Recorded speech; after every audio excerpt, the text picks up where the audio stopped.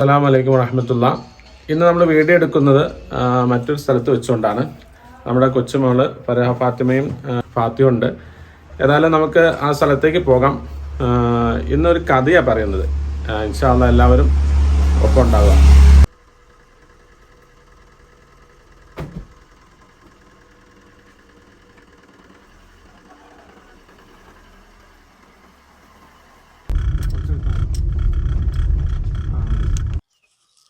ഇന്ന് നമുക്ക് നമ്മുടെ പ്രൈസ് കിട്ടിയത് ഫിദ ഫാത്തിമ MS 5ാം ക്ലാസ്സിൽ പഠിക്കുന്ന കുട്ടിയാണ്, ഇരുമ്പാലത്തുള്ള ഒരു സ്കൂളിൽ. അപ്പോൾ ആ കുട്ടിയാണ് വളരെ സന്തോഷമായെന്നും പറഞ്ഞുകൊണ്ട് മെസ്സേജൊക്കെ വിട്ടു കുട്ടി. അല്ലാഹു തആല ആ കുട്ടിക്കും കുടുംബത്തിനും എല്ലാവിധ ഖൈറും ബറക്കത്തും നൽകി അനുഗ്രഹിക്കുമാറാകട്ടെ. എല്ലാ ബുദ്ധിയും അതുപോലെ തന്നെ ഓർമ്മശക്തിയും മികവും തികവും എല്ലാം നൽകി ആ കുട്ടിയെയും കുടുംബത്തെ എല്ലാവരെയും അല്ലാഹു തആല വിജയിപ്പിക്കട്ടെ. നമുക്കെല്ലാവർക്കും ഇതിൽ പങ്കെടുക്കുന്ന എല്ലാവർക്കും എല്ലാവിധ ഖൈറും അല്ലാഹു തആല നൽകി അനുഗ്രഹിക്കുമാറാകട്ടെ. നല്ല സമ്മാനം കിട്ടിയിട്ടുണ്ട്. അത് കാണാൻ നമുക്ക് വീഡിയോയിൽ കാണാൻ പറ്റും. നമ്മൾ 4 ദിവസം മുമ്പ് ചാനലിൻ്റെ കാര്യം സംസാരിച്ചപ്പോഴേ പറഞ്ഞിരുന്നു എല്ലാവരും സബ്സ്ക്രൈബ് ചെയ്യുന്ന കാര്യം, അതുപോലെ തന്നെ ഷെയർ ചെയ്യുന്ന കാര്യങ്ങളൊക്കെ പറഞ്ഞിരുന്നു. അന്ന് 4000 സബ്സ്ക്രൈബർ നമുക്ക് പിന്നിട്ടിരുന്നു. ഇത് മാക്സിമം എല്ലാവരും ഷെയർ ചെയ്യുക. ഒരു 7000 സബ്സ്ക്രൈബറൊക്കെ ആകുമ്പോൾ ഗിഫ്റ്റ് കിട്ടുന്ന കാര്യം, ഗിഫ്റ്റിൻ്റെ അത് എമൗണ്ട് നമുക്ക് എന്ത് ചെയ്യാം, കുറച്ചുകൂടെ മാറ്റം വരുത്താം. എന്തായാലും 4 ദിവസം കൊണ്ട് അൽഹംദുലില്ലാഹ് ഒരു 135-140 സബ്സ്ക്രൈബിൻ്റെ അടുത്ത് വർദ്ധിച്ചിട്ടുണ്ട്. സപ്പോർട്ടുണ്ട്. വീഡിയോകളൊക്കെ വ്യത്യസ്തമായ രീതിയിൽ നമുക്ക് വീഡിയോകളൊക്കെ ചെയ്യാൻ പറ്റും. നമ്മുടെ ഈ ഹൈ റേഞ്ചിൽ തന്നെ നല്ല ഭംഗിയുള്ള സ്ഥലങ്ങളുണ്ട്. ഈ സ്ഥലങ്ങളൊക്കെ കാണാം. അതുപോലെ തന്നെ അറിവുകൾ നേടാം ഓരോ വിഷയങ്ങളെ സംബന്ധിച്ച്. ഇനി ചോദ്യോത്തര പങ്ക്തികൾ പോലെ, അതുപോലെ തന്നെ ന്യൂസ് നമ്മൾ ഉദ്ദേശിക്കുന്നത് ഇംഗ്ലീഷ് അതുപോലെ തന്നെ മലയാളം, ഇത് രണ്ടിലും ചെയ്യുന്ന രീതിയിലുള്ള സംവിധാനം നമ്മൾ ആലോചിക്കുന്നുണ്ട്. പിന്നെ അതുപോലെ തന്നെ ഗെയിമുകൾ, വ്യത്യസ്തമായ ഗെയിമുകൾ കുട്ടികൾക്ക്, അതിനെല്ലാം ഓരോ ടൈം സെറ്റ് ചെയ്ത് ആ ടൈമിൽ അത് നടക്കാൻ പാകത്തെ. നോമ്പ് കഴിയുമ്പോഴേ പലതും ആരംഭിക്കുകയുള്ളൂ. ഇപ്പം മെയിനായിട്ട് നമ്മൾ അറിവിൻ തീരമാണ് ചെയ്യുന്നത്. മിക്കവാറും എല്ലാ ദിവസവും തന്നെ ചെയ്യാനാണ് ഉദ്ദേശിക്കുന്നത്. ഇന്ന് നമുക്കൊരു നല്ലൊരു കഥ പറഞ്ഞു തുടങ്ങിയാലോ? നല്ലൊരു കഥ, ഒരു രാജാവിന്റെ മന്ത്രിയുടെ കഥയാണ്. അത് നല്ലൊരു ഗുണപാഠമുണ്ട്.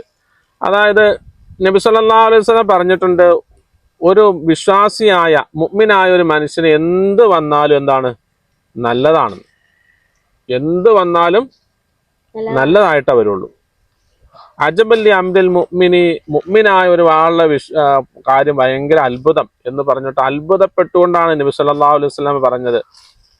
സല്ലല്ലാഹു അലൈഹി വസല്ലം പറഞ്ഞത് ഭയങ്കര അത്ഭുതമാണ്. അത് കാരണം എന്ത് കാര്യങ്ങൾ വന്നാലും നല്ലതായിട്ടാ വരും. നല്ലതിനെല്ലാവരും ഇഷ്ടപ്പെടൂലേ? അപ്പൊ നല്ലതാകുമ്പോ സന്തോഷിക്കും. അപ്പൊ അത് കാരണം പറഞ്ഞാൽ അവൻ എന്തെങ്കിലും നന്മ വന്നു കഴിഞ്ഞാൽ അള്ളാഹുവിനെ സ്തുതിക്കും, അള്ളാഹുവിനെ സ്തുതിക്കും, ഫകാന ഖൈറല്ലോ. അപ്പൊ അത് അവന് നല്ലതായിത്തീരും. ഇനി എന്തെങ്കിലും ബുദ്ധിമുട്ടാ വന്നെങ്കിലോ അതിന്റെ മേൽ ക്ഷമിക്കുമ്പോൾ ക്ഷമയ്ക്ക് പ്രതിഫലമുണ്ട്. വലിയ ഗുണമുള്ള ക്ഷമിക്കുന്ന ആൾക്ക് വലിയ ഗുണമുള്ളതാണ്.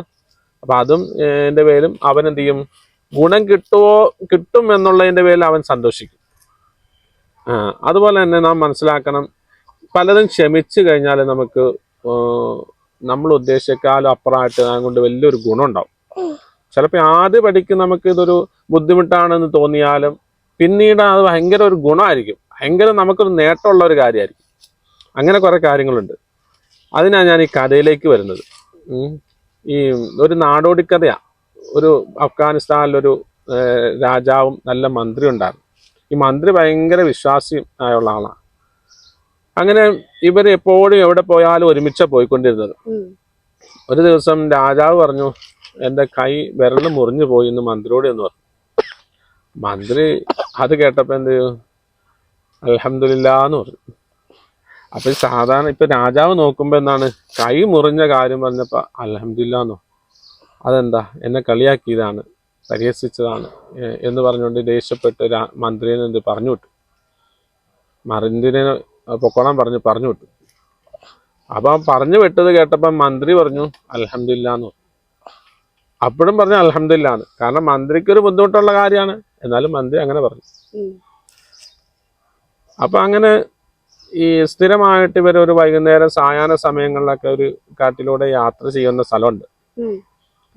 ചെറിയൊരു വനത്തിന്റെ ഒരു അതിർത്തിയിലൂടെയാണ്. അങ്ങനെ പിറ്റേ ദിവസം ആകുമ്പോൾ സാധാരണ ഇവർ രണ്ടുപേരെ പോയിക്കൊണ്ടിരുന്നത്. അന്ന് രാജാവ് തന്നെ പോയിപ്പം ആ നാട്ടിലൊരു ആ കാട്ടിൽ കുറെ കാട്ട് ജാതിക്കാരായ മനുഷ്യരുണ്ട്. അവര് ഈ രാജാവിനെ പിടിച്ചോണ്ടുപോയി കാട്ടിലേക്ക് കൊണ്ടുപോയി. അങ്ങനെ കൊണ്ടുപോയി ഇവരുടെ ഒരു വിശ്വാസപ്രകാരം വർഷത്തിൽ ഒരാളൊരു ബലി നടത്തണമെന്നാണ്. അങ്ങനെ രാജാവിനെ ബലി നടത്താൻ വേണ്ടി ബലി സ്ഥലത്തേക്ക് കൊണ്ടുപോയി എല്ലാം പരിശോധിക്കാം. ഒരു ന്യൂനതയുള്ള മനുഷ്യനെ ആകാൻ പാടില്ല, പൂർണ്ണതായുള്ള മനുഷ്യനെയാണ് ബലി നടത്താൻ പാടുള്ളൂ. അങ്ങനെ ഇത് പരിശോധിച്ച് ശരീരം മുഴുവനും പരിശോധിച്ചപ്പോൾ വിരലിൽ. അപ്പൊ ഇതിനെ ബലി നടത്താൻ പറ്റില്ലല്ലോ. അവർക്ക് അവരുടെ വിശ്വാസത്തിന് വേണ്ടി അവർ ചെയ്യാൻ വേണ്ടി ഉദ്ദേശിച്ച. എന്തായാലും ആ രാജാവിന് പറഞ്ഞു വിട്ടു. അയാള് തിരിച്ചു വന്നു, കൊട്ടാരത്തിൽ വന്നു, ഇങ്ങനെ കാര്യങ്ങളൊക്കെ പറഞ്ഞു. അപ്പൊ അയാൾക്ക് തോന്നി, ഇത് എൻ്റെ ആ വിരല് പോയത് കൊണ്ടല്ലേ എന്താണ് ഞാൻ രക്ഷപ്പെട്ടത്. അപ്പൊ ആ മന്ത്രി പറഞ്ഞതിൽ എന്തോ കാര്യമുണ്ടല്ലോ എന്ന് ചിന്തിച്ചു. മന്ത്രിനെ വിളിച്ചു വരുത്തി, കൊട്ടാരത്തിലേക്ക് വിളിച്ചു വരുത്തി. എന്നിട്ട് മന്ത്രിയോട് സംസാരിച്ച് ഇങ്ങനെ കാര്യങ്ങളൊക്കെ സംസാരിച്ചു കഴിഞ്ഞപ്പോൾ മന്ത്രി പറഞ്ഞു, ഞാൻ അള്ളാഹുവിനെ സ്തുതിച്ചത് വെറുതെ അല്ല. നമുക്ക് എല്ലാം ഒരു ഹൈറായിട്ടേ വരുള്ളൂ. നമ്മൾ വിശ്വാസിയാണ്. അപ്പൊ എന്തുകൊണ്ടും നമുക്ക് ഹൈറായിട്ടാണ്, നല്ലതായിട്ടാണ് നമുക്ക് എന്തും വരുള്ളൂ. നമുക്ക് പ്രത്യക്ഷത്തിൽ ആദ്യമൊക്കെ വലിയ ബുദ്ധിമുട്ടാണ് തോന്നും, പക്ഷെ പിന്നീട് മനസ്സിലാവും അതാ നല്ലതെന്ന് തോന്നും. മനസ്സിലായല്ലേ? അപ്പൊ അങ്ങനെ എന്ത് ചെയ്തു, കാര്യങ്ങൾ പറയാണ്. ഇന്നപോലെ നിങ്ങളുടെ കൈ മുറിഞ്ഞില്ലായിരുന്നു, ഇന്ന് ജീവൻ തന്നെ ഉണ്ടാവില്ലായിരുന്നു. കാരണം മുഴുവൻ പരിശോധിച്ച് കഴിയുമ്പോൾ ശരീരത്തിൽ ന്യൂനതകളൊന്നും ഉണ്ടാവില്ലല്ലോ. അപ്പൊ വലിയ നടത്തിപ്പോവും. ഇനി അഥവാ നിങ്ങളുടെ കൈ മുറിഞ്ഞിരിക്കുകയാണ്, ഞാൻ ഈ കൊട്ടാരത്തിൽ തന്നെ ഉണ്ടായിരുന്നെങ്കിൽ നിങ്ങളുടെ കൂടെ എന്ത് ചെയ്തു, രാജാവ് എന്നെ പറഞ്ഞു വിട്ടില്ലായിരുന്നെങ്കിൽ രാജാവിന്റെ കൂടെ ഞാനും സഞ്ചരിക്കാൻ വന്നേനെ. അപ്പൊ നമ്മൾ രണ്ടുപേരെയും പിടിച്ചോണ്ട് പോകും. രണ്ടുപേരെയും പിടിച്ചോണ്ട് പോയപ്പം രാജാവിനെ മൊത്തം പരിശോധിച്ച് കഴിയുമ്പോൾ രാജാവിന് കൈ ഒരു വിരലില്ല. അതുകൊണ്ട് രാജാവിന് വിടും. പക്ഷെ എൻ്റെ ഒരു പ്രശ്നമില്ലല്ലോ, അതുകൊണ്ട് എന്നെ ബലി നടത്തുമായിരുന്നു. അപ്പൊ രാജാവ് എന്നെ പറഞ്ഞത് വിട്ടത് കൊണ്ടാണ് ഞാനും രക്ഷപ്പെട്ടത്. മനസ്സിലായില്ലേ? അപ്പൊ അങ്ങനെയാണ് കാര്യങ്ങൾ. നമുക്ക് ചില കാര്യങ്ങൾ അത് നല്ലതാണെന്ന്, ബുദ്ധിമുട്ടാണെന്നോ വിഷമമാണെന്നോ പ്രയാസമാണെന്നൊക്കെ തോന്നും ആദ്യത്തിൽ. പ്രഥമ ദൃശ്യ അങ്ങനെയൊക്കെ തോന്നുമെങ്കിലും പക്ഷെ അതിൽ ഒരുപാട് നന്മയുണ്ടാവും. എന്തെങ്കിലും ആപത്തുകളിൽ നിന്നോ എന്തെങ്കിലും ബുദ്ധിമുട്ടുകളിൽ നിന്നോ നമ്മളെ രക്ഷപ്പെടുത്തുന്നതൊക്കെ ആകാം. അല്ലെങ്കിൽ അതിനേക്കാൾ ഭംഗിയായത്, അതിനേക്കാൾ ഗുണകരമായത് നമുക്ക് കിട്ടാൻ വേണ്ടിയാകാം. അപ്പൊ ഇങ്ങനെയൊക്കെ നമ്മൾ വിശ്വാസി അങ്ങനെ ആകണം. ക്ഷമയുണ്ടാകണം. ക്ഷമയ്ക്ക് വലിയ ഗുണമാണ് അള്ളാഹു താല പറഞ്ഞത്, അസ്സബ്റു സവാബു അൽ ജന്ന. ക്ഷമയുടെ പ്രതിഫലം തന്നെ സ്വർഗമാണ് എന്ന് ഹബീബ് സല്ലല്ലാഹു അലൈഹി വസല്ലം തങ്ങൾ പഠിപ്പിച്ചിട്ടുണ്ട്. നമ്മൾ ക്ഷമിക്കണം. എന്തെങ്കിലും ബുദ്ധിമുട്ട് വന്നാൽ ക്ഷമിക്കാൻ തയ്യാറാകണം. ഈ നോമ്പുകാലം തന്നെ, നോമ്പിലൂടെ നമുക്ക് ഉണ്ടാക്കിയെടുക്കേണ്ട വലിയൊരു ഗുണം എന്താണെന്നറിയോ? ക്ഷമയെന്നുള്ള ഗുണമാണ്.